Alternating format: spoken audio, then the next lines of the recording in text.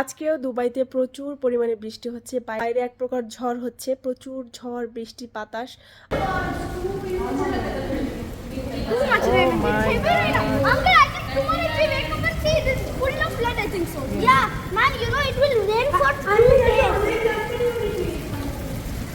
Hey, you know it will rain for 2 days. So something happened to me inside here.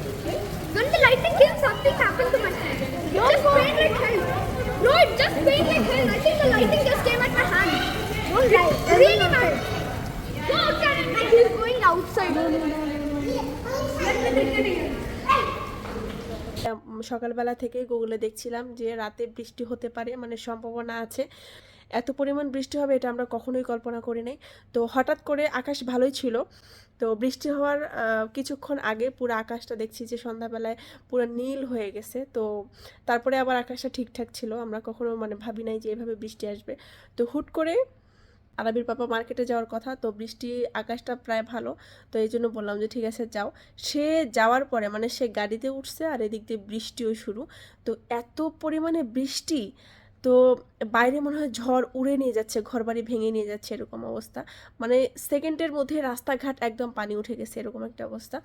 তো আমি just একটু 1 মিনিটের জন্য নিচে গেছিলাম, আর আরবি উপরে গেছে খেলতে, তো আমি ওকে ডাকতে গেছি জাস্ট 1 মিনিটের জন্য। আমি ওকে ডেকে আমি নিচে গেছি যে দেখি কী অবস্থা। এসে দেখি আমার সোফার অবস্থা শেষ। আমার এই যে জানালার পাশে যে সোফা রাখছি, সেই সোফাতে মানে সোফার এই যে উপরে মানে জানালা দিয়ে পানির যে এমন মানে একটা বেগ, পানি ভিতরে এসে আমার সোফার মানে অবস্থা একদম 12টা বেজে গেছে।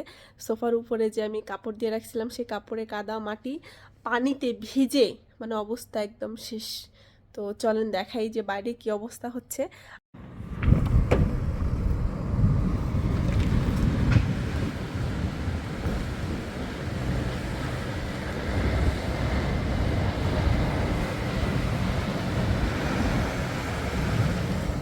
বৃষ্টির পানিতে দেখেন প্রচণ্ড ঝড় বাতাস, মানে দেখেন আমার গ্লাসটা বন্ধ করা ছিল, গ্লাসটা বন্ধ করা আছে, তারপর আমার সোফার উপরের অবস্থা কি হয়ে গেছে।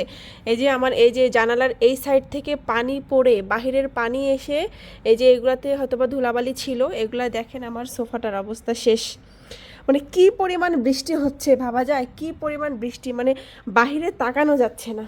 এদিকে আমার এই যে কার্পেটটা উপরে উঠে রাখছি, কার্পেটেও আমার মাটি ভরে গেছে, কি একটা অবস্থা। এখন আমার এই যে এই সোফাটা এখন আমি সরায় রাখবো, কারণ যদি সোফাটা আমি না সরাই, এই যে দেখতেই পাচ্ছেন আমার সোফাটা আজকে মানে পুরা নষ্ট হয়ে যাবে। তো আমি এখানকার সোফাটা এই যে সরায় ফেলে এইটা এখন আমি কিছুটা সামনে এনে রাখলাম। কি একটা অবস্থা, আমার সোফাটার 12টা বেজে গেল আজকে।